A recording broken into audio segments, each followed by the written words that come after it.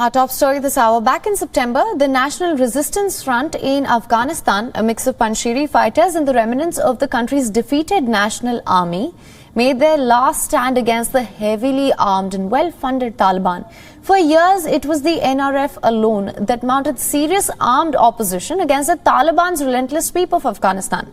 Now, despite the apparent calm these past 2 months, even in these past 2 months, the resistance continues to be a problem for the Taliban. In the latest, videos have emerged on social media through Telegram channels which purportedly show a crackdown being led by the Taliban to deal with the remnants of the Panjshiri resistance. On these visuals on your screen, we see a Taliban fighter standing in front of 3 dead bodies who he says were fighters of the NRF. Whereas the NRF denies this and says that the men shown were relatives of the fighters instead. The crackdown is allegedly being led by the Taliban in Afghanistan's coast.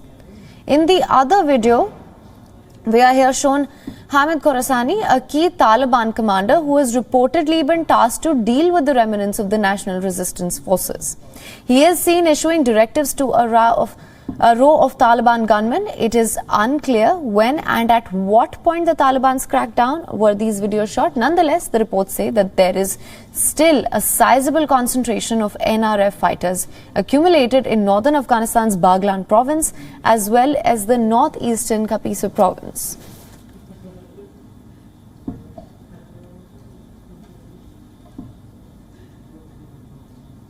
And for more clarity on this, our correspondent Anas Malik is joining us live from Kabul. Anas, thank you for joining us. What can you tell us about this apparent crackdown and also the discrepancies in the various versions that we've heard? And is there any clarity on the same at this point? Well, the amount of discrepancies that are there with regards to NRF, there are immense. For the fact that Taliban claim to have control of the entire country, but they would still lack about 3 to 5% of the area, which is still ungoverned or not in their control. Now, that ungoverned area or not in their control area is parts of Panjshir, parts of Badakhshan and Takhar, and parts of Nangarhar, where 2 military oppositions, one the NRF is there and the second being the ISK. Both are Taliban's military oppositions, right, which have been trying to give this semblance of uprising or semblance as well. The Taliban, it continues to remain a continuous headache for the Taliban. The Taliban have been cracking down against both the NRF and the ISK as well. Now, when on one hand the Taliban say that they are not indulging in any revenge, but yesterday we saw videos emerging from Khost, where a Taliban fighter can be seen standing with 3 dead bodies, which were allegedly from people who were belonging with the NRF, but the NRF has denied. On the other hand, a spokesperson in Khost of the Taliban has said that these were bodies of robbers, quote unquote. Right, Anas, absolutely. We have discussed this before as well, that the Taliban have time and again tried to downplay the security threat. Now, you've mentioned this a little, what is the current strength and the position of the NRF and also its implications on the Taliban's position, especially at a time when they seek legitimacy internationally?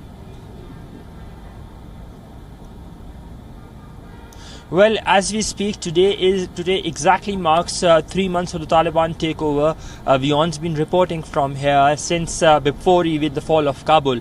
And if I talk to you, the NRF strength would not be much in numbers. It would be somewhat in hundreds, at least at this point of time, not even in thousands. But having said that, the bigger worry for the bigger worry for the Taliban is that even these hundreds can possibly cultivate people to join the NRF more, and that remains a bigger worry for the Taliban at this point of time. They are militarily in much more strengthened position compared to that of the NRF or the ISK.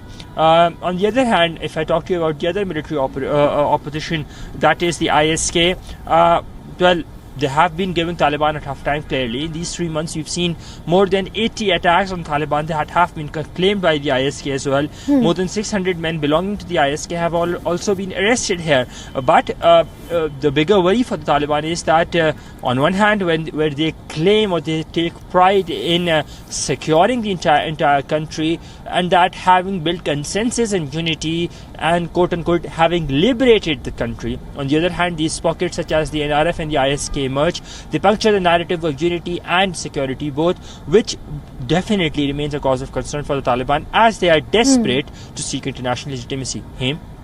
Right, Anas. Thank you so much for joining us with all the updates on that. WION is now available in your country. Download the app now. Get all the news on the move.